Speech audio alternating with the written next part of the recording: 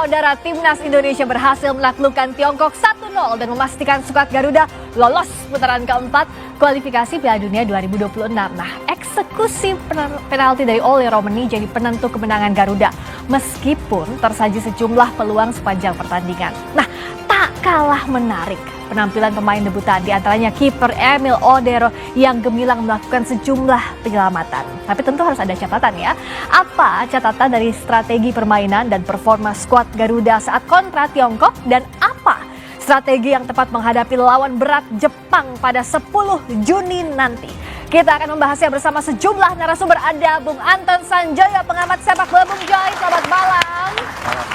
Lalu ada juga Indrianto Nugroho, mantan pemain Timnas. Coach Indri, selamat malam.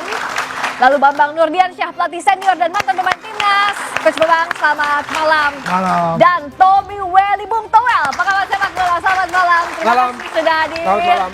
Kita juga kehadiran teman-teman mahasiswa dari UIN Jakarta, Politeknik Kesehatan Jakarta, dan Universitas Gunadarma. Saudara, inilah Dua Arah bersama saya, Friska Clarissa. Gol tunggal oleh Romeni di titik penalti mengantar Timnas Indonesia meraih poin penuh melawan Tiongkok dalam laga putaran ketiga kualifikasi Piala Dunia 2026 Grup C Zona Asia di Stadion Gelora Bung Karno, Jakarta. Sejak awal, tim asuhan Patrick Kluivert bermain menyerang. Sejumlah peluang pun tercipta lewat Egy Maulana Fikri, Ricky Kambuaya dan Ole Romeni, namun tak sampai berbuah gol. Gol Garuda baru tercipta di menit ke-45 saat Ricky Kambuaya dilanggar di kotak penalti. Hasil pemeriksaan VAR memastikan Timnas mendapat penalti yang sukses dieksekusi oleh Romeni. Sepanjang paruh kedua, skuad Garuda terlibat jual beli serangan dengan Tiongkok yang mengandalkan permainan terbuka dan tempo lebih cepat. Kevin Dix yang mendapat umpan dari Beckham Putra nyaris mencetak gol ke gawang Tiongkok di menit ke-79. Sayangnya berhasil ditepis kiper Tiongkok. Hingga wasit meniup peluit panjang, skor 1-0 tetap bertahan. Pelatih Timnas Indonesia Patrick Kluivert mengaku bangga dan puas dengan permainan anak asuhnya. Kluivert bilang pemusatan latihan berhasil menjaga kesulitan tim. Very happy with the result, of course. In the press conference previous to the game, we discussed a few things, and I think that the training camp in Bali, you saw also that the way that we played was that also that we trained. So the things that we wanted to see came up as well in the game. Although we didn't really dominated the game, the result is the most important thing. Usai kalah, pelatih Timnas Tiongkok Branko Ivankovic turut menguji skuad Garuda sebagai tim kuat. Branko berharap Indonesia lolos di putaran berikutnya.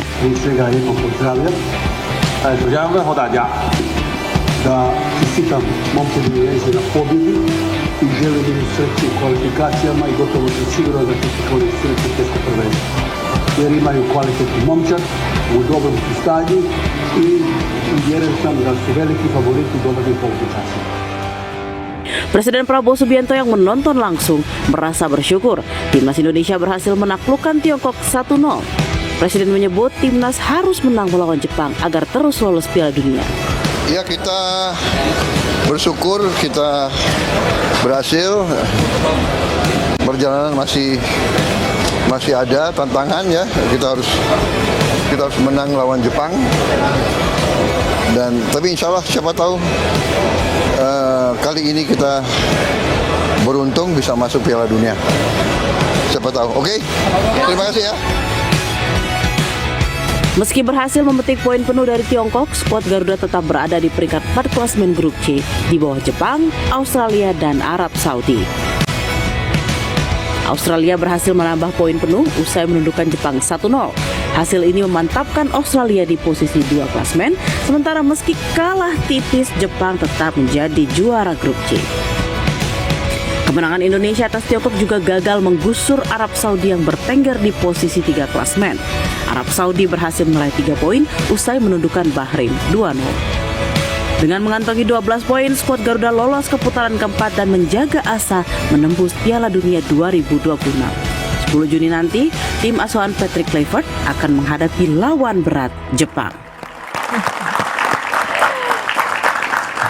Kita sepakat ya, sate kurban hari ini terasa lebih enak, betul? Karena timnas berhasil menang lawan Tiongkok. Tepuk tangannya lagi dong. Kita coba review dulu pertandingan semalam. Kalau dari golnya Ole dulu deh. Ole berhasil menyumbangkan lagi gol, jadi satu-satunya gol yang mengantarkan Indonesia menang lawan Tiongkok. Gimana Bung Joy? Ya, itu yang menurut saya Ole ini kan sebelum kedatangan dia, Indonesia tuh tidak punya pemain yang betul-betul striker murni dengan posisi nomor punggung 9, posisinya Mas Bambang Nurdiansah tuh. Jadi sebelum ada Ole Romeni, Indonesia hanya punya yang biasa dimainkan itu Rafael Struijk, Ratnar Oratmangun, dan kadang-kadang Ramadan Sananta. Tapi Ramadan Sananta dan Hoki Caraka itu striker murni, tapi memang tidak terlalu perform ketika bersama timnas. Lalu kedatanganlah Ole Romeni. Ole Romeni inilah yang mengisi kekosongan missing link yang sebelumnya tidak dipunyai Indonesia. Demikian juga dengan Joy Pelupesi. Joy Pelupesi itu missing link yang tidak dipunyai Indonesia sebelum kedatangan dia pada posisi defensive midfielder.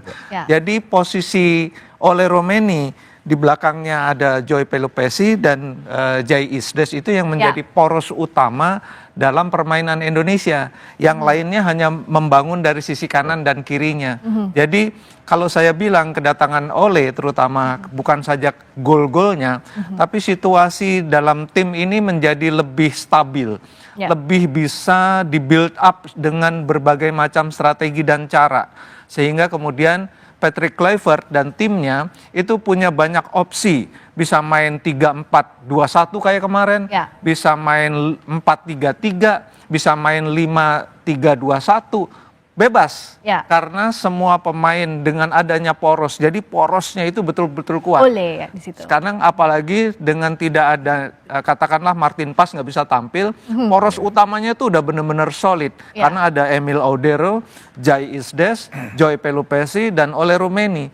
Sehingga yang lain itu di kanan kirinya hanya kemudian menjadi bukan pelengkap, tapi menjadi memperkuat dalam struktur backbone-nya yang sudah sangat bagus. Jadi kalau kita bicara Ole Romeni dalam konteks tim, dia melengkapi link yang belum ada sebelumnya. Jadi menurut saya ini tim yang menurut saya udah sangat matang lah untuk bisa berbicara banyak di putaran keempat. So Ole adalah the missing link. Ole has been completed the puzzle, tapi yang kemarin juga jadi catatan adalah Bung Toel, satu-satunya gol ini dari penalti. Gimana kalau Bung Toel lihat ini? Gol dari penalti nggak masalah. Baru kali ini saya merasa bulat. Sangat satisfied lihat penampilan tim nasional. Bulat. Jadi secara hasil, secara kualitas permainan. Apa yang biasanya bikin nggak bulat sih, Bung Toel? Karena kemarin cara bermain, mindset bermain itu berbeda. Punya keberanian, karakter lebih menyerang, main lebih positif. Nggak duduk di belakang, dipukulin sepanjang ronde, lalu hanya mengandalkan itu. Bukan itu sesuatu yang salah. Tetapi potensi pemain kita tadi malam menunjukkan kita punya potensi untuk bermain lebih baik. Secara khusus saya mau kasih apresiasi luar biasa untuk Egy Maulana Fikri, Ricky Kambuaya, Yakob Sayuri, lalu penggantinya Beckham, Stefano Lillipali, bahkan Ramadan Sananta yang main mungkin hanya 10 menit terakhir atau 15 menit terakhir karena dia masuk menit 88. Buat saya mereka memuaskan, buat saya mereka menunjukkan kualitasnya. Bahwa Ramadan masih ada perbedaan kualitas dengan Ole Romeni, no problem. Tapi poinnya adalah Egy yang selama ini banyak di cadangan, Ricky yang selama ini Kambuaya banyak di cadangan. Mereka punya potensi loh, asal bisa kita gunakan. Asal kita jeli gunakannya untuk main seperti apa. Kalau kita jeli gunakan seperti apa kemarin, timnas kita banyak menyerang lewat kanan. Kalau kita pegang bola, Yakob langsung naik ya. Bukannya Calvin Verdong nggak naik, tapi saya lihat di kanan itu lebih didorong untuk naik. Lalu kombinasi Egy sama Ole. Apa kombinasi mereka? 1-2. Betul. Jadi gimana caranya kita melihat sebuah strong gitu loh, strong bukan weakness-nya. Jadi kalau kita lihat Mas Bambang dulu, apa strong-nya? Itu yang harus dimunculin. Dan kemarin tim kepelatihan memunculkan kehebatan keunggulan seorang Egy, seorang Ricky Kambuaya, bahkan tadinya saya berpikir bahwa Beckham itu dipanggil basa-basi karena sebelumnya dari tim juara nggak ada wakil, tapi ternyata bukan basa-basi. Dan Beckham masuk menit 73, dia kasih kontribusi luar biasa. Oke, jadi Ini semua yang mengembirakan. mengisi posnya dengan maksimal. Itu yang mengembirakan buat semua yang terjadi malam tadi. Dan Oke. Cina bagus loh main, China. Ya. Good game jadi menurut saya sih. Dengan lawan yang begitu bagus, ada perubahan-perubahan strategi, kita juga melakukan Ya. sebuah perubahan-perubahan lagi, Ya. pergantian pemain kita bagus, mengubah situasi, mengubah kondisi Ya. di lapangan. Oke. Jadi itulah secara sepak Ya. bola kenapa saya tadi malam bulat apresiasi dan salut. Oke, tampaknya Buat Bung Toel juga senyumnya lebar sekali. Tapi Bung Joy, kalau misalnya satu-satunya gol dari penalti itu juga nggak jadi problem. Nggak jadi masalah memang, tapi kalau saya ada catatan. Apa Karena catatannya, Bung Joy? di babak pertama seperti yang Toel bilang, sebetulnya rencana permainannya itu jalan. Walaupun menurut saya yang masih lebih menonjol adalah kemampuan individu. Ya. Dari sisi akurasi umpan misalnya, Ya. atau dari penyelesaian serangan tidak terlalu memuaskan. Bahkan saya bilang buruk. Di babak kedua, Cina lebih mendominasi, tapi Indonesia mampu untuk bertahan. Jadi menurut saya di tengah euforia Indonesia bisa lolos, menang untuk pertama kalinya dalam puluhan tahun melawan Cina, tetap masih ada ruang untuk improve. Oke. Nah, ruang untuk improve itu menurut saya di banyak departemen. Harusnya ada lebih dari satu gol Betul, juga kemarin. Departemen tengah dan departemen depan terutama dalam penyelesaian serangan. Oke. Kalau kita lihat statistik secara umum, akurasi umpan Indonesia kalah loh lawan Cina. Ya. Mereka 84%, Indonesia kurang lebih 79-80%. Ya. Jadi untuk menghadapi putaran 4 atau syukur-syukur bisa langsung lolos ke Piala Dunia, departemen yang harus improve masih banyak. Artinya pekerjaan Kluivert, Alex Pastoor, Dani Lansat itu masih banyak. Dan kita harus dorong terus supaya Indonesia lebih punya banyak kesempatan untuk bertanding competitive matches melawan tim-tim yang setara atau lebih tinggi. Oke. Supaya bondnya, supaya apa yang sudah disiapkan oleh Kluivert dan sudah lolos ke putaran keempat makin matang nih. Nanti oke. waktu bulan Oktober Indonesia tampil di putaran 4. Kalau saya yakin, saya sampai bilang tadi dalam satu wawancara, FIFA udah harus download Indonesia Raya. Wih, itu ya. Harus siap-siap download Indonesia Raya buat nanti diputarkan di Piala Dunia. Jangan sampai ketukar sama lagu lain. Jangan Nah, sampai. nanti bisa jadi bahaya. Oke, nah kalau misalnya dari Coach Bambang, tadi kan ada perbaikan di lini depan, tengah dan juga sampai depan, agar orkestrasinya sampai eksekusi itu berjalan bagus, biar lebih dari satu gol semestinya misalnya semalam. Itu gimana perbaikannya, Coach? Semua udah dibahas sama Bung Toel, sama Bung Joy. Saya bingung mau ngomong apa. Pasti ada banyak dong. Jadi Kalau satu apa yang gol dikatakan kemarin teman gimana? saya berdua ini luar biasa. Memang begitu, saya juga melihat seperti itu. Ya. Cuman kita banyak peluang di babak pertama. Tidak terjadi gol. Tidak Nanti berbuah di gol itu ya. babak selanjutnya lebih dipertajam lagi finishing, Ya. penyelesaian akhir. Karena kemarin itu kalau nggak terjadi penalti, saya deg-degan juga. Iya, apakah bisa 0-0 aja atau Bisa kita 0-0, justru bahkan bisa kecolongan, diungguli oleh gitu. Tiongkok ya? Memang Rumini memang luar biasa itu pemain, tetapi kan tidak juga mengandalkan dia saja, Bung Joy. Ya. Kan lini yang lain juga kan berpotensi untuk bikin gol juga. Kemarin peluang juga kan bukan dia aja. Ya. Pemain lain juga banyak peluang tapi tidak terjadi gol gitu. Jadi untuk kedepannya lini depan lebih dipertajam lagi karena kemarin main di kandang saja sulit untuk bikin gol, walaupun alhamdulillah kita bersyukur dapat penalti kita gitu kan. Ya. Tapi yang menarik adalah bahwa pemain Indonesia asli tampil luar biasa, itu sangat membanggakan. Keuntungannya atau kelebihannya daripada diaspora ini main di kita itu adalah transfer knowledge sebenarnya. Ya. Pemain lokal banyak belajar dengan pemain-pemain teman-temannya itu. Jadi satu level yang Cara sama. mainnya pun sekarang anak-anak itu sudah berubah ketika mereka berkumpul dengan Oke. pemain diaspora. Ya.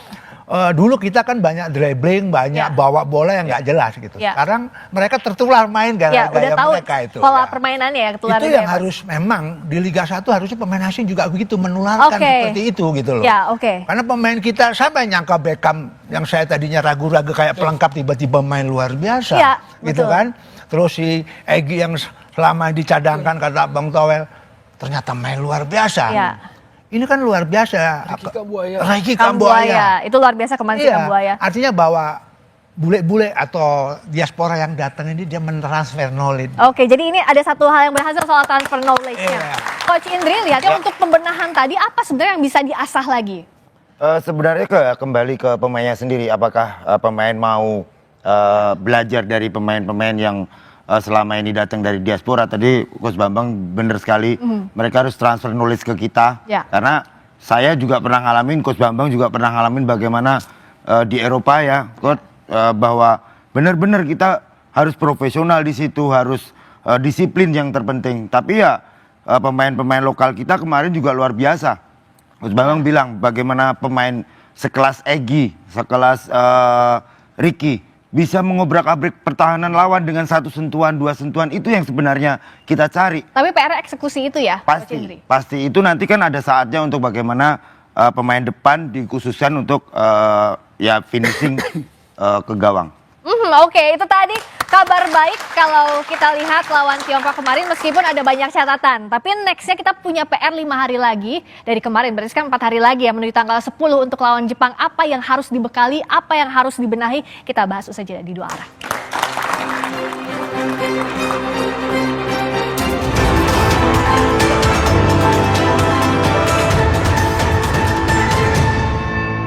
Bawah asuhan pelatih Patrick Kluivert, timnas Indonesia menjaga asa menembus Piala Dunia 2026 melawan Tiongkok dan lawan berat Jepang. Berada di posisi keempat klasemen di bawah Jepang, Australia dan Arab Saudi, tetap terbuka skenario tim Garuda lolos ke putaran 4 kualifikasi. Selengkapnya dalam Dua Arah. Asa timnas Garuda menembus Piala Dunia. Jumat 6 Juni pukul 8:30 malam live di Kompas TV. Bawah asuhan pelatih Patrick Kluivert, timnas Indonesia menjaga asa menembus Piala Dunia 2026 melawan Tiongkok dan lawan berat Jepang. Berada di posisi keempat klasemen di bawah Jepang, Australia dan Arab Saudi, tetap terbuka skenario tim Garuda lolos ke putaran 4 kualifikasi. Selengkapnya dalam Dua Arah. Asa timnas Garuda menembus Piala Dunia.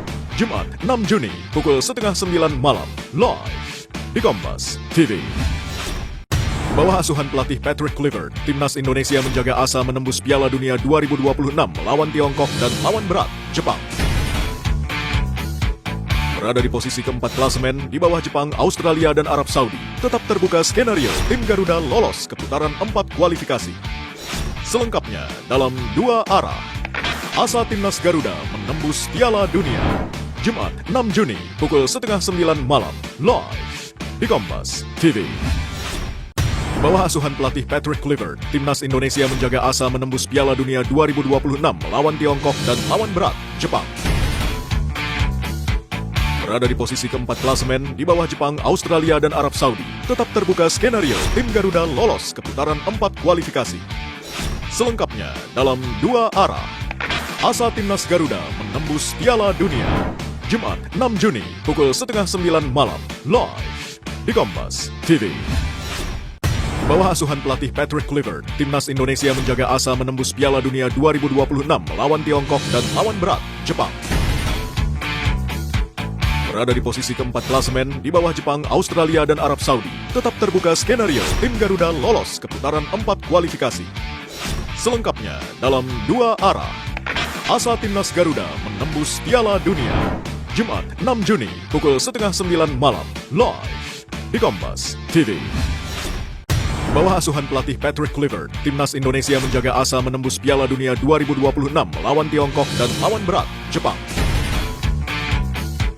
Berada di posisi keempat klasemen di bawah Jepang, Australia dan Arab Saudi, tetap terbuka skenario tim Garuda lolos ke putaran 4 kualifikasi. Selengkapnya dalam Dua Arah. Asa timnas Garuda menembus Piala Dunia. Jumat 6 Juni pukul 8:30 malam live di Kompas TV. Bawah asuhan pelatih Patrick Kluivert, timnas Indonesia menjaga asa menembus Piala Dunia 2026 melawan Tiongkok dan lawan berat Jepang. Berada di posisi keempat klasemen di bawah Jepang, Australia dan Arab Saudi, tetap terbuka skenario tim Garuda lolos ke putaran 4 kualifikasi. Selengkapnya dalam Dua Arah. asa Timnas Garuda menembus Piala Dunia. Jumat 6 Juni pukul 8:30 malam live di Kompas TV. Di bawah asuhan pelatih Patrick Kluivert, Timnas Indonesia menjaga asa menembus Piala Dunia 2026 melawan Tiongkok dan lawan berat Jepang. Berada di posisi keempat klasemen di bawah Jepang, Australia, dan Arab Saudi, tetap terbuka skenario tim Garuda lolos ke putaran 4 kualifikasi. Selengkapnya dalam 2 arah. Asa Timnas Garuda menembus Piala Dunia. Jumat 6 Juni pukul 8:30 malam live di Kompas TV. Di bawah asuhan pelatih Patrick Kluivert, Timnas Indonesia menjaga asa menembus Piala Dunia 2026 melawan Tiongkok dan lawan berat Jepang. Berada di posisi keempat klasemen di bawah Jepang, Australia, dan Arab Saudi, tetap terbuka skenario tim Garuda lolos ke putaran 4 kualifikasi. Selengkapnya dalam 2 arah. Asa Timnas Garuda menembus Piala Dunia. Jumat 6 Juni pukul 8:30 malam live di Kompas TV. Di bawah asuhan pelatih Patrick Kluivert, Timnas Indonesia menjaga asa.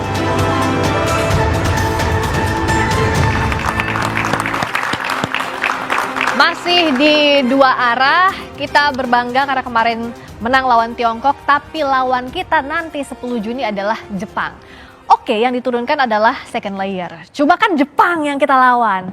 Coach Banur, gimana nih kalau lawan Jepang, apa yang harus betul-betul dikejar dalam waktu yang sempit ini? Ya, kita tahu semua Jepang langganan tim dunia untuk wakil Asia.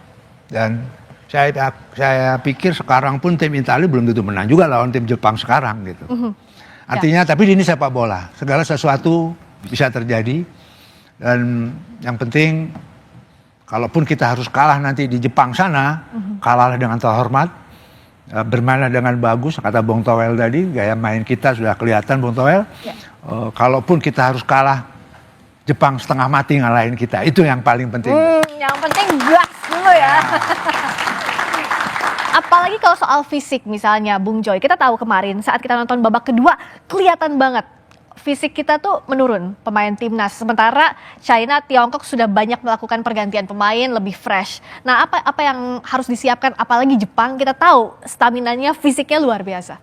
Ya, kalau bicara kemarin memang kelihatan betul babak kedua Cina mengambil alih dominasi permainan. Mereka bermain rapi sejak awal. Fisik juga kelihatan mereka sangat tangguh meskipun tidak se-skillful Jepang atau Korea Selatan, tapi mereka punya determinasi juga oke banget loh. Jadi kemarin itu dalam tanda kutip untung Indonesia nggak kebobolan. Ada 1-2 peluang mereka yang bisa digagalkan oleh Emil. Tapi kalau kita bicara melawan next match melawan Jepang, ini kalau saya bilang tadi sejak kemarin ini Jepang ini kan udah lolos. Kemarin pun lawan Australia itu second layer semua yang main. Cuma ada Kubo masuk main di babak kedua. Yang lain menurut saya itu pemain yang di breeding di Jepang dan pemain-pemain muda. Tapi mereka ini adalah aset yang luar biasa bagi Jepang karena mereka akan menggantikan senior-seniornya Mitoma dan segala macam, ini yang mengganti sekarang. Makanya saya bilang ini lawan Jepang meskipun sudah tidak menentukan bagi Indonesia, bagi Jepang sekalipun. Ini kalau dirupiahkan, dibayar dengan rupiah, Indonesia harus lawan Jepang, harganya itu ratusan miliar, mahal sekali. Sehingga kemudian ketika kemarin melawan Cina, Indonesia di babak kedua agak turun, ini harus diperbaiki melawan Jepang. Karena itu untuk mendapatkan match melawan tim terbaik di Asia itu harganya mahal sekali. Oleh sebab itu Kluivert ini ketiban durian runtuh nih. Lawan Jepang sudah tidak menentukan sehingga dia bisa lepas untuk melakukan strateginya. Jadi lawan Jepang harus betul-betul diambil pelajaran. Dan kalah pun kan nggak apa-apa. Indonesia udah pasti lolos. Jepang pun tetap akan main akan main positif gitu ya. Karena kan pemain-pemain muda ini semua pemain muda yang saya lihat. Ini ada yang 18 tahun malah. Ini dia ingin menunjukkan bahwa dia layak menggantikan Wataru Endo, menggantikan Kaoru Mitoma di kemudian hari, sehingga dia pasti akan tampil sehebat-hebatnya. Nah ini menurut saya pelajaran yang kita akan dapat lawan Jepang nanti di Osaka, itu harganya nggak terbayar.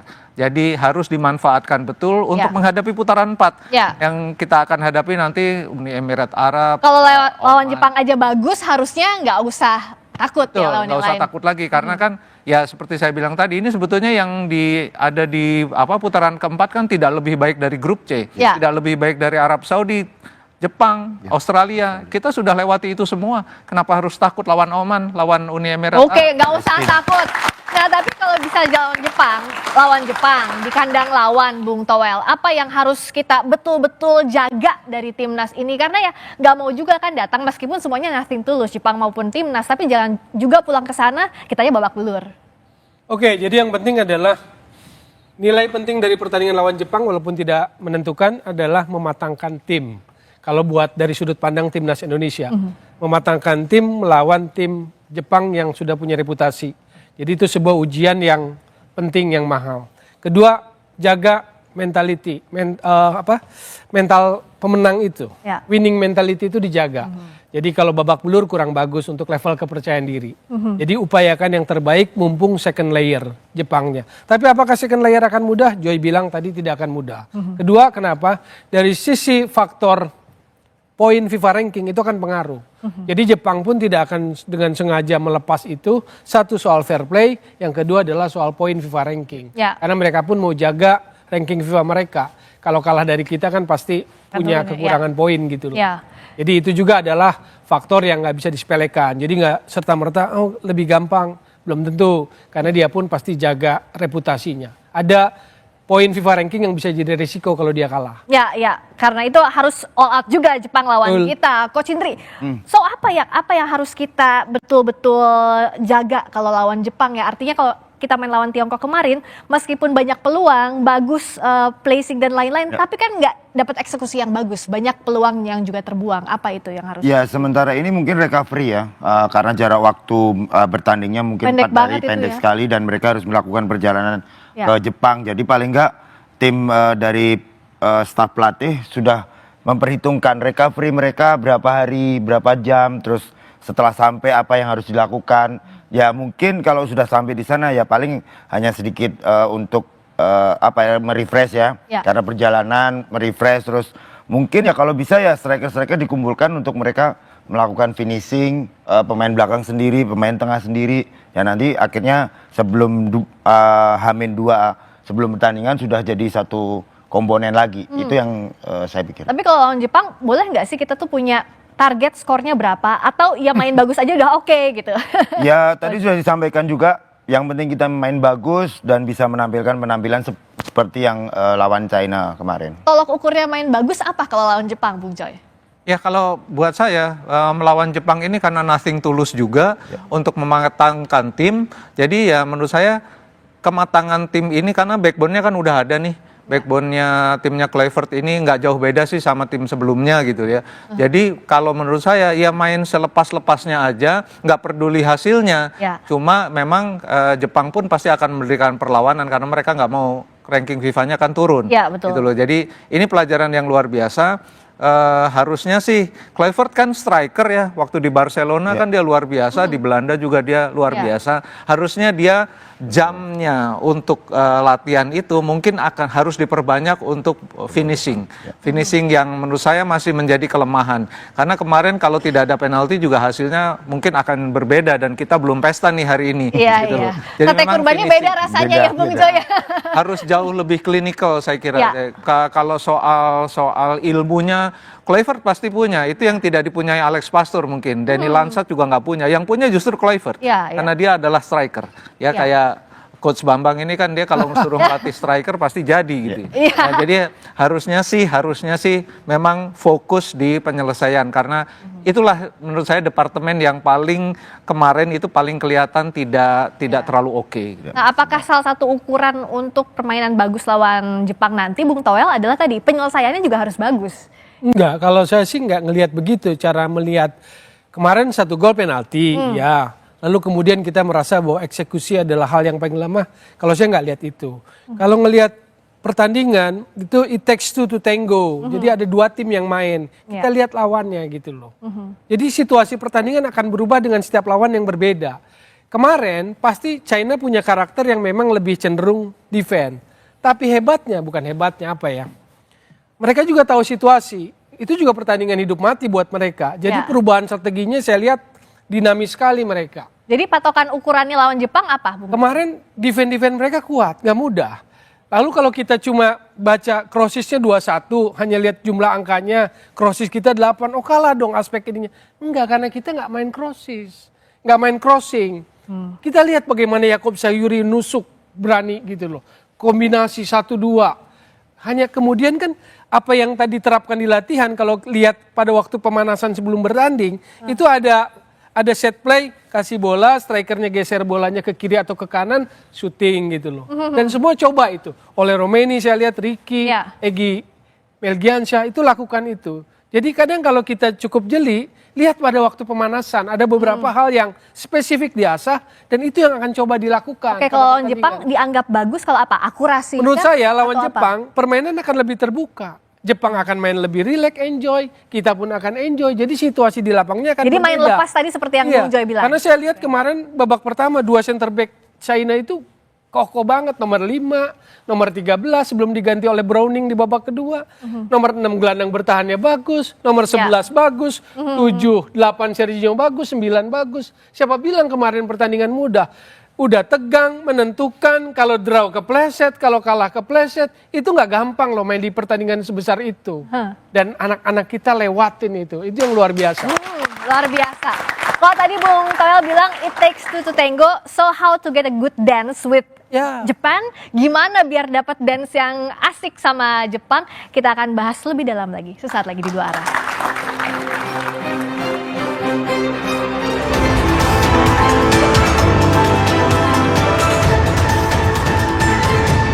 Dunia 2026 melawan Tiongkok dan lawan berat Jepang. Berada di posisi keempat klasemen di bawah Jepang, Australia, dan Arab Saudi, tetap terbuka skenario tim Garuda lolos ke putaran 4 kualifikasi. Selengkapnya dalam Dua Arah. Asa timnas Garuda menembus Piala Dunia.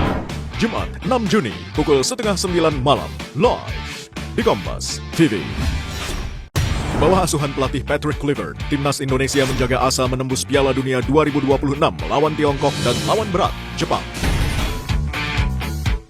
Berada di posisi keempat klasemen di bawah Jepang, Australia, dan Arab Saudi, tetap terbuka skenario tim Garuda lolos ke putaran 4 kualifikasi. Selengkapnya dalam Dua Arah.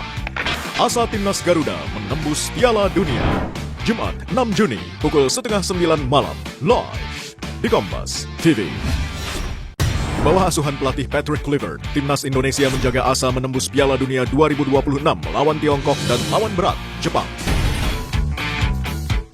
Berada di posisi keempat klasemen di bawah Jepang, Australia, dan Arab Saudi, tetap terbuka skenario tim Garuda lolos ke putaran 4 kualifikasi.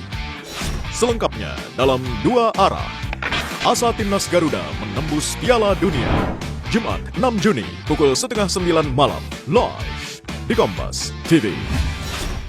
Di bawah asuhan pelatih Patrick Kluivert, timnas Indonesia menjaga asa menembus Piala Dunia 2026 melawan Tiongkok dan lawan berat Jepang. Berada di posisi keempat klasemen di bawah Jepang, Australia, dan Arab Saudi, tetap terbuka skenario tim Garuda lolos ke putaran 4 kualifikasi. Selengkapnya dalam Dua Arah. Asa timnas Garuda menembus Piala Dunia. Jumat 6 Juni pukul 8:30 malam live di Kompas TV. Di bawah asuhan pelatih Patrick Kluivert, timnas Indonesia menjaga asa menembus Piala Dunia 2026 melawan Tiongkok dan lawan berat Jepang. Berada di posisi keempat klasemen di bawah Jepang, Australia, dan Arab Saudi, tetap terbuka skenario tim Garuda lolos ke putaran 4 kualifikasi. Selengkapnya dalam Dua Arah. Asa timnas Garuda menembus Piala Dunia. Jumat 6 Juni pukul 8:30 malam live di Kompas TV. Di bawah asuhan pelatih Patrick Kluivert, timnas Indonesia menjaga asa menembus Piala Dunia 2026 melawan Tiongkok dan lawan berat Jepang. Berada di posisi keempat klasemen di bawah Jepang, Australia, dan Arab Saudi, tetap terbuka skenario tim Garuda lolos ke putaran 4 kualifikasi. Selengkapnya dalam Dua Arah. Asa timnas Garuda menembus Piala Dunia. Jumat 6 Juni pukul 8:30 malam live di Kompas TV. Di bawah asuhan pelatih Patrick Kluivert, timnas Indonesia menjaga asa menembus Piala Dunia 2026 melawan Tiongkok dan lawan berat Jepang. Berada di posisi keempat klasemen di bawah Jepang, Australia, dan Arab Saudi, tetap terbuka skenario tim Garuda lolos ke putaran 4 kualifikasi. Selengkapnya dalam 2 arah. Asa timnas Garuda menembus Piala Dunia. Jumat 6 Juni pukul 8:30 malam, live di Kompas TV. Bawah asuhan pelatih Patrick Kluivert, timnas Indonesia menjaga asa menembus Piala Dunia 2026 melawan Tiongkok dan lawan berat Jepang. Berada di posisi keempat klasemen di bawah Jepang, Australia, dan Arab Saudi, tetap terbuka skenario tim Garuda lolos ke putaran 4 kualifikasi. Selengkapnya dalam 2 arah. Asa timnas Garuda menembus Piala Dunia. Jumat 6 Juni pukul 8:30 malam, live di Kompas TV. Bawah asuhan pelatih Patrick Kluivert, timnas Indonesia menjaga asa menembus Piala Dunia 2026 melawan Tiongkok dan lawan berat Jepang. Berada di posisi keempat klasemen di bawah Jepang, Australia, dan Arab Saudi, tetap terbuka skenario tim Garuda lolos ke putaran 4 kualifikasi. Selengkapnya dalam 2 arah. Asa timnas Garuda menembus Piala Dunia. Jumat 6 Juni pukul 8:30 malam, live di Kompas TV. Bawah asuhan pelatih Patrick Kluivert, timnas Indonesia menjaga asa menembus Piala Dunia 2026 melawan Tiongkok dan lawan berat Jepang. Berada di posisi keempat klasemen di bawah Jepang, Australia, dan Arab Saudi, tetap terbuka skenario tim Garuda lolos ke putaran 4 kualifikasi. Selengkapnya dalam 2 arah. Asa timnas Garuda menembus Piala Dunia. Jumat 6 Juni pukul 8:30 malam, live di Kompas TV. Bawah asuhan pelatih Patrick Kluivert, timnas Indonesia menjaga asa menembus Piala Dunia 2026 melawan Tiongkok dan lawan berat Jepang. Berada di posisi keempat klasemen di bawah Jepang, Australia, dan Arab Saudi, tetap terbuka skenario tim Garuda lolos ke putaran 4 kualifikasi. Selengkapnya dalam 2 arah. Asa timnas Garuda menembus Piala Dunia. Jumat 6 Juni pukul 8:30 malam, live di Kompas TV. Bawah asuhan pelatih Patrick Kluivert, timnas Indonesia menjaga asa menembus Piala Dunia 2026 melawan Tiongkok dan lawan berat Jepang. Berada di posisi keempat klasemen di bawah Jepang, Australia, dan Arab Saudi, tetap terbuka skenario tim Garuda lolos ke putaran 4 kualifikasi. Selengkapnya dalam 2 arah. Asa timnas Garuda menembus Piala Dunia. Jumat 6 Juni pukul 8:30 malam, live di Kompas TV. Bawah asuhan pelatih Patrick Kluivert, timnas Indonesia menjaga asa menembus Piala Dunia 2026 melawan Tiongkok dan lawan berat Jepang. Berada di posisi keempat klasemen di bawah Jepang, Australia, dan Arab Saudi, tetap terbuka skenario tim Garuda lolos ke putaran 4 kualifikasi. Selengkapnya dalam 2 arah. Asa timnas Garuda menembus Piala Dunia. Jumat 6 Juni pukul 8:30 malam, live di Kompas TV. Bawah asuhan pelatih Patrick Kluivert, timnas Indonesia menjaga asa menembus Piala Dunia 2026 melawan Tiongkok dan lawan berat Jepang. Berada di posisi keempat klasemen di bawah Jepang, Australia, dan Arab Saudi, tetap terbuka skenario tim Garuda lolos ke putaran 4 kualifikasi. Selengkapnya dalam 2 arah. Asa timnas Garuda menembus Piala Dunia. Jumat 6 Juni pukul 8:30 malam, live di Kompas TV. Bisa langsung lolos ke putaran dari putaran keempat. Kalau putaran kelima masih banyak lagi PR-nya. Iya. Karena lawan-lawannya akan datang dari Amerika Latin, dari Afrika, Secara dan ini akan lebih berat. postur jauh ya. Nah, karena kan seperti saya bilang, yang kita hadapi di putaran keempat tidak lebih bagus daripada Arab Saudi, daripada Australia, daripada Jepang. Ya. Sehingga kemudian sebetulnya peluangnya lebih baik daripada lolos putaran 4 sekarang. Nah inilah harapannya, tapi kalau lawan negara-negara yang didominasi Timur Tengah di putaran keempat nanti, Coach Banur, apa yang masih jadi tantangan kita sih? Ya kalau lawan negara-negara Timur Tengah sebetulnya untuk pemain kita lebih nyaman ya dibanding kalau kita ketemu ras kuning. Kalau ras kuning itu kan main bolanya speed and power, kecepatan yang diandalkan, high pressure. Tapi kalau lawan-lawan tim-tim Timur Tengah itu pelan tapi pasti. Mereka banyak possession tapi beragresif ke depan, itu lebih nyaman main sama mereka itu sebetulnya. Untuk itu kita bisa menang lawan Bahrain, untuk itu kita bisa menang lawan Saudi, karena memang mainnya begitu. Saya menarik Pak Joy tadi bilang lawan Jepang tuh bikin apa ya, semacam pematangan tim untuk babak selanjutnya sebenarnya. Itu yang paling penting. Dan kebetulan nih, taruhlah kita uji coba lawan Jepang, tapi yang dilawan Jepang ini gitu loh. Justru di situ yang sangat baik untuk menyiapkan tim ketika lawan Jepang. Coba kalau tadi dibilang Jepang tim Asia terbaik, tidak. Salah satu tim terbaik dunia Jepang salah satunya. Gitu loh. Nah, ini bagus ini untuk kita menyiapkan sebuah tim berhadapan dengan Jepang yang Jepang juga udah nggak ada pengaruh, dia pasti lolos langsung ke Piala Dunia. Kita juga lolos ke menghadapi babak keempat nanti. Justru di sini kita ini kan selama ini persiapan kita kurang lama nih Bung Joy.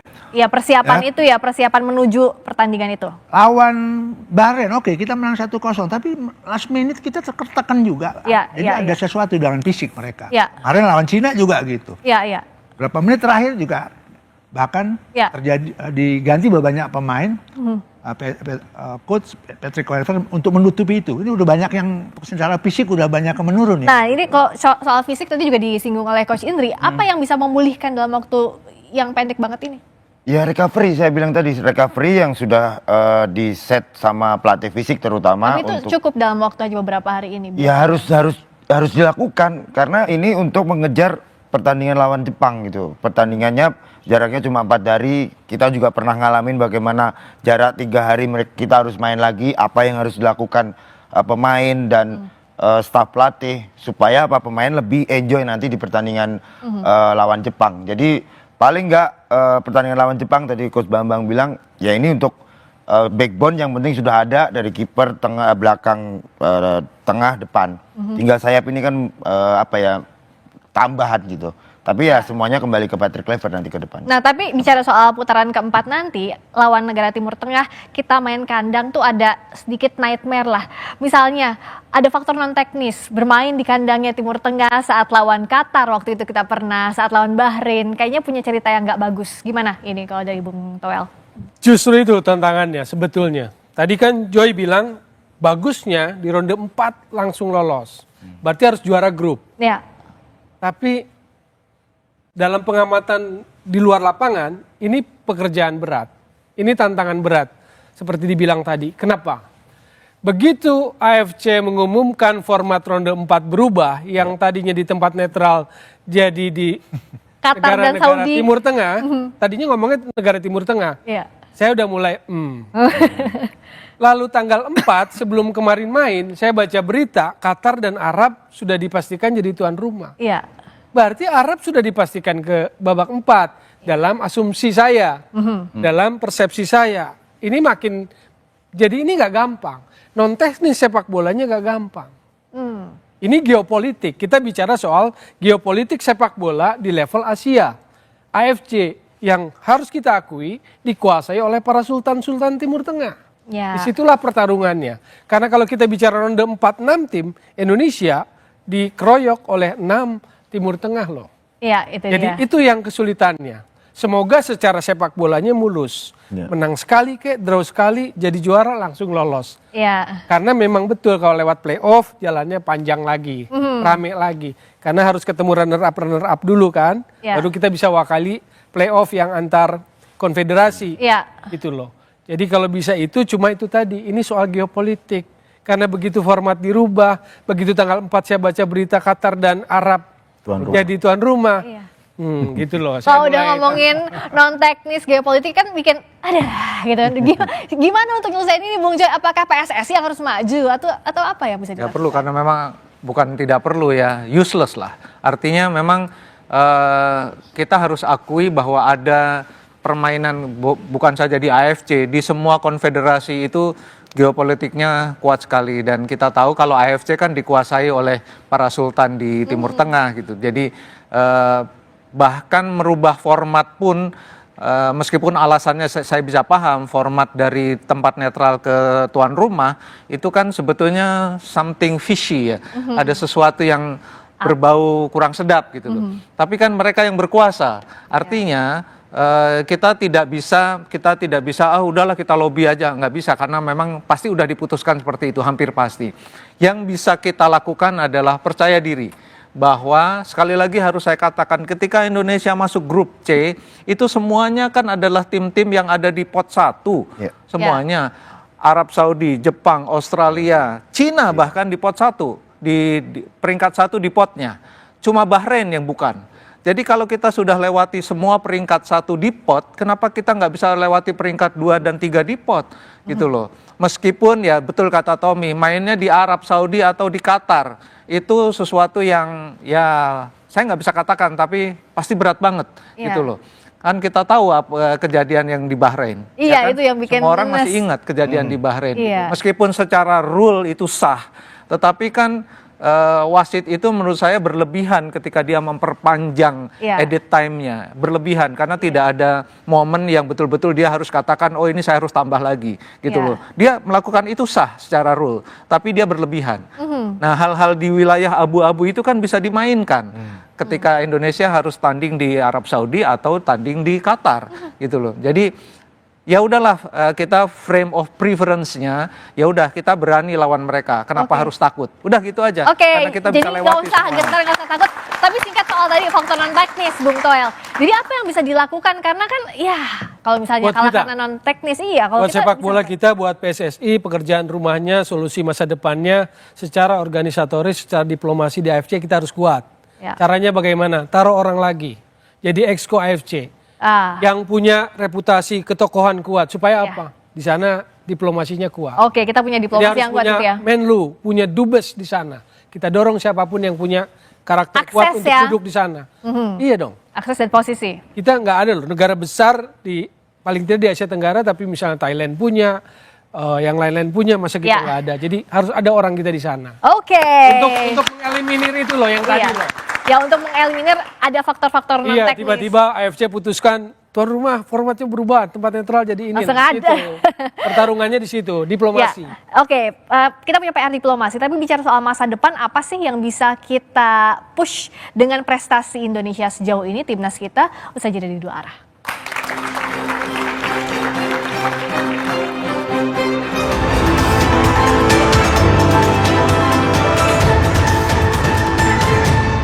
Asuhan pelatih Patrick Kluivert, timnas Indonesia menjaga asa menembus Piala Dunia 2026 melawan Tiongkok dan lawan berat Jepang.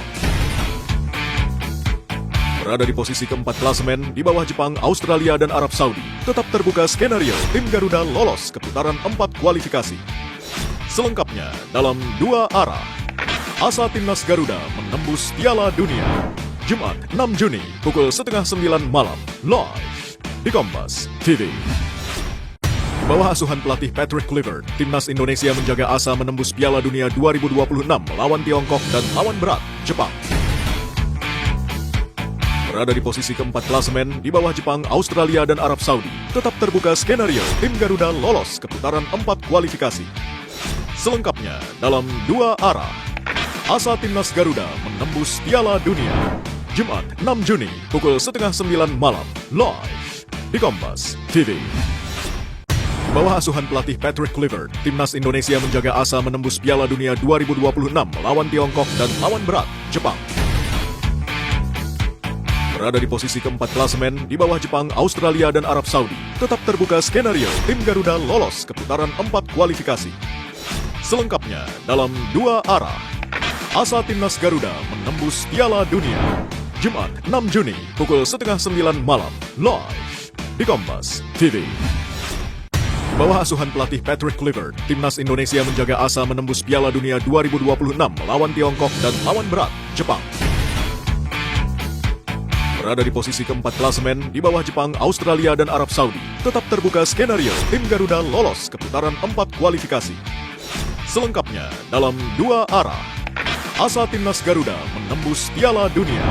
Jumat 6 Juni pukul 8:30 malam live di Kompas TV.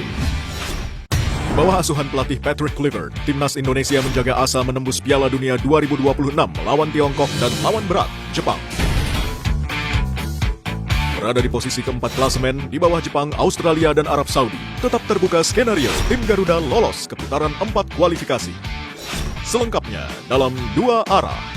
Asa timnas Garuda menembus Piala Dunia.